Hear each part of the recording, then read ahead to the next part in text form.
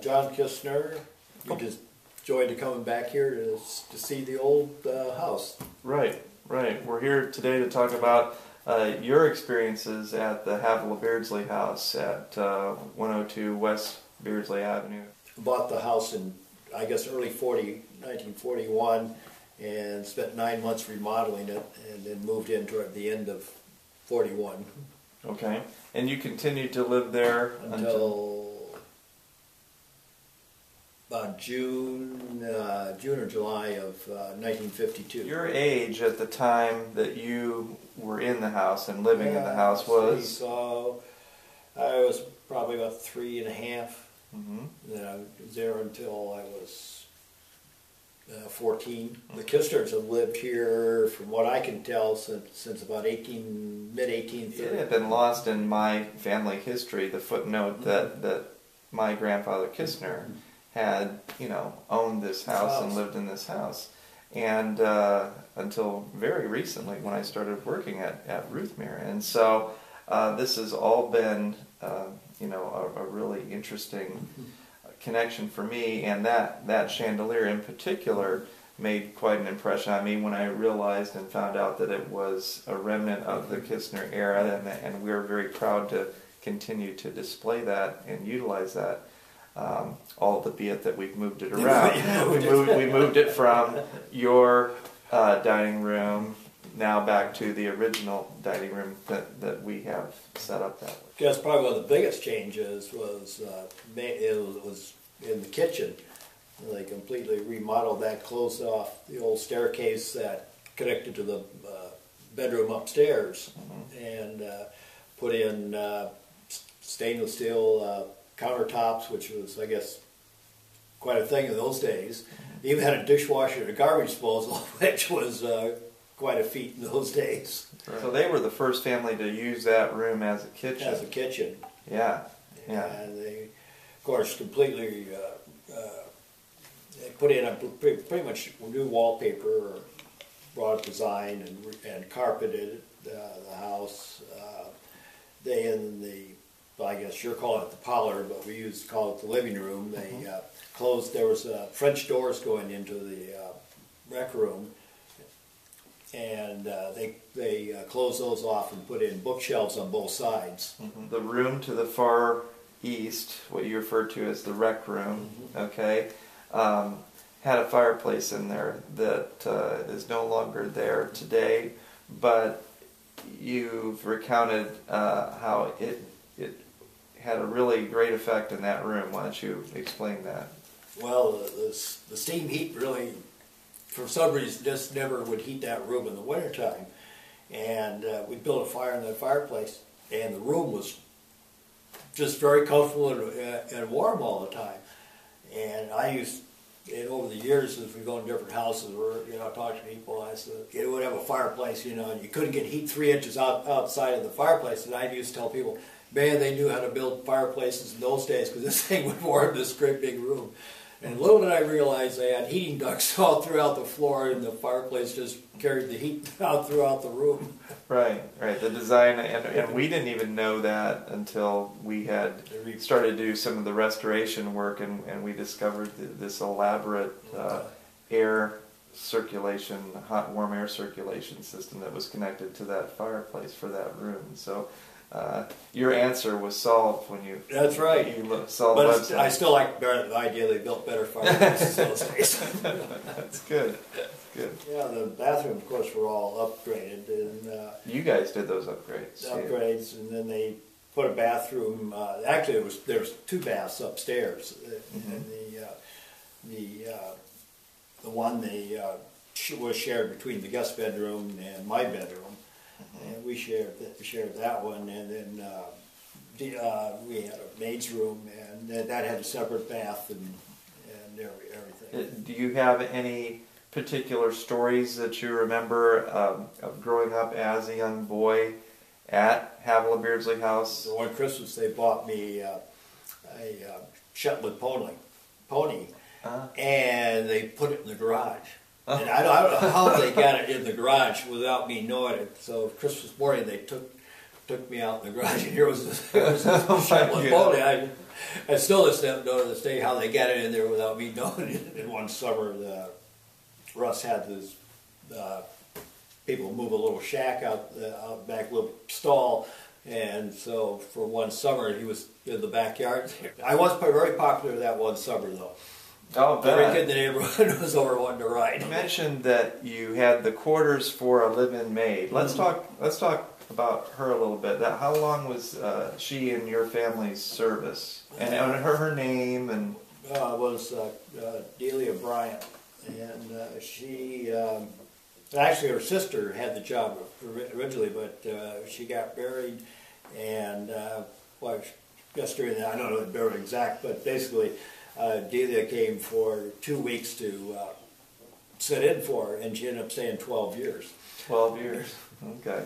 And she moved with your family. She moved with us. Yeah, after 52, when you moved to the upstairs of the garage at the Foster Mansion. Right. That was quite an experience. Yeah, yeah. But you also shared with me before of Delia's wages and how far a dollar went then, and what she was able to do with those savings. Yeah, out of her wages, which I kind of remember today was $12 a week or something like that, and of course we were paying the room and board and everything. So, but out of that, she managed to save enough money to buy a house down in Indiana Avenue. Did she have a strong hand in raising you? Oh yeah, Delia did. Okay. She did. All right. Any particular stories or recollections there? Or? Oh, probably the funniest one. Neighbors next door in the house we used to live in had a boy about the same age I'm in, and when kids would pick on me or something, I'd come running home crying, and Delia said, "You come home crying one more time, and I'm going to give you a whipping." And the little boy hit me, and I came running across the door to our house from the next door, and she saw me coming, and she came out the back door, whipped off one of those switches off the tree was there, and I saw that, and I turned around and went back and hit him, and never had any trouble after that. Quite a story. Do we remember the young lad's name? No, I don't. Besides that, she was a fantastic cook. She was. So she made good use of that new kitchen that you... Oh, yes. Her favorite meal? Or a favorite dish? Oh. Right. Anything I couldn't name a favorite one. Other than Christmas time, she made all kinds of cookies and fudge and divinity and all the good stuff you don't see much today. Yeah, but the funniest one was we were out at Dr. Crandall's for a day, and they had a pond in the back, and I caught 75 bluegills and perch out of the thing. I mean, you could catch 3 fish on one worm, so I mean it was. And we got home, I don't know, 10 o'clock so at night, and she fried all those up. Oh my goodness! Oh, we had quite a feast that night. Wow. Yes. Who got to clean them all? I cleaned most of them. All right. But I enjoyed. I didn't mind doing the basement. You had an opportunity to go down to the basement and examine around down there. We have stories read many times that we at the field about any hidden tunnels or things like that go from the Havilah Beardsley House basement. With your experiences, could you talk just briefly about? Well, the only quote-unquote tunnels that we used to play in and actually stored a lot of stuff was where they dug out underneath the 2 wings, primarily when they put in the steam heating. And so, of course, as a kid, those were great little cutouts to go back and play in, because I kind of wandered back under the house. Right. But then there was one going under each wing, the north, whichever direction that, in north and south. Yeah, it'd be north and south. No, it'd be east and west. Or east and west, and east and west. Right. Then there was just a little one going to the south. To the south. Yeah. And then I remember as a kid having to shovel coal when I was big enough to do that, and then I was so happy when they converted to oil heat. So you had a lot of first-hand experience down in the basement area when that conversion was made, and to your recollection, you never had any experience with any hidden tunnels that went out to the river or out to the streets or anything? In fact, that little cutout that's there now when you go down the stairs on the left, Yes. that was sealed up, so I didn't even know that was there. During the Kistner ownership of the home, the house was converted over from a coal burning furnace to a oil furnace. Yeah. And do you remember about when that would have been? How long did you have to shovel coal before you didn't have to shovel coal anymore? It was probably 1947. Oh, wow. Because it was after my dad got back from the service. Right. And it wasn't too long after that. So I'm guessing it was probably 47. You said he returned from the service, and where and what units did Art serve? He was a surgeon, and he served mostly in the 12th Air Force, the Army 12th Air Force in England. Okay. That was his overseas duty anyway. And he started in 42, was it? Yeah, he joined in 42. And he was then came back in 46. 6. Okay. I just remember we were sitting at the dinner table, and in the door he walked. We didn't know he was. Oh, really? Yeah. Wow. So that was kind of a big surprise. Yeah. Of course, that was back in the days when you didn't lock your doors or anything. In fact, I remember one time we were going on vacation and Delia was gone, and we couldn't even find the key to lock the door. But those days, most people did lock doors. You didn't have to worry about it. You had a recollection of the best home being across the street, being built, right?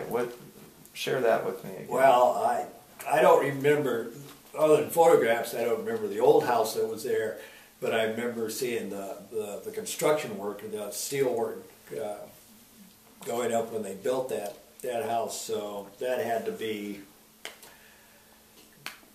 in the early 40s, because it was it was all finished when my dad got home from the service. Oh yeah.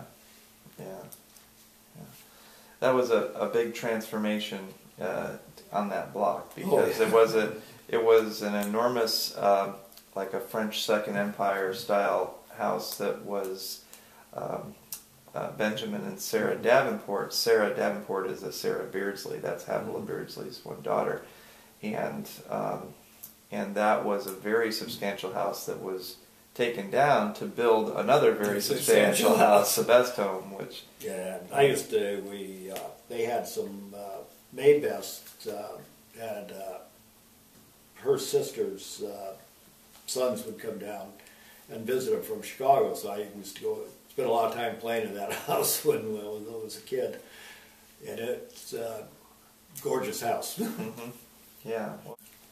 You brought along some fascinating photos with you, which we have scans of, and we will be able to make available for research purposes. What do you recall as far as your family's alteration of the exterior of the house? We took those trellises off, and mostly that was really the main thing on the outside.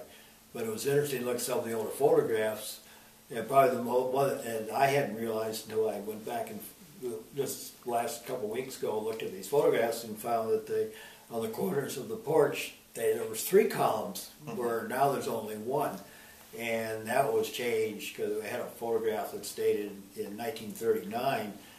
It was only 1 column, so this photograph is before that one, but. Right. Really don't know what the date was. And there was a banister railing all around the roof of the porch, which of course was long gone too. Yeah. So I don't know when those were changed. So the porch was more elaborate than what we see it today, although it's still the same scale that we see in the porch today. And those were very fascinating to me as well. You remember the house, just in the 11 years that you lived there, it was painted what? A couple times. At least a couple times? Yeah. And from a pure maintenance standpoint, I can see why someone would want to do it. Well, probably the biggest shock I had was I believe it was in the 1970s when we were kind of passed through there, was when the house was outside. It had aluminum siding on it. And that was just devastating to see doing that to the house. I was real thrilled when I accidentally ran across your website and see that the place was being restored. Yeah. That you don't find houses like that very often. Right. And I tell people, talk to people, say, well, the house I was raised in was built in 1848. They look at me like, yeah, really? Like, how old are you, John? Not quite that old enough, but not that old. I think you've answered everything and more that I expected. If we come up with anything else, we'll get this documented and we will follow our correspondence back and forth. But we're so delighted that you came back to Elkhart to see the house, and as it sits right now, it's under restoration right now, so you got to see it before it's finished and restored, but that you would share your recollections with us and spend time with us here in Elkhart. Thank you so much to you and your wife Judy, who is off camera here, and we wish you safe travels back home. Well, thank you very much. Enjoyed our visit. I'm enjoying our visit.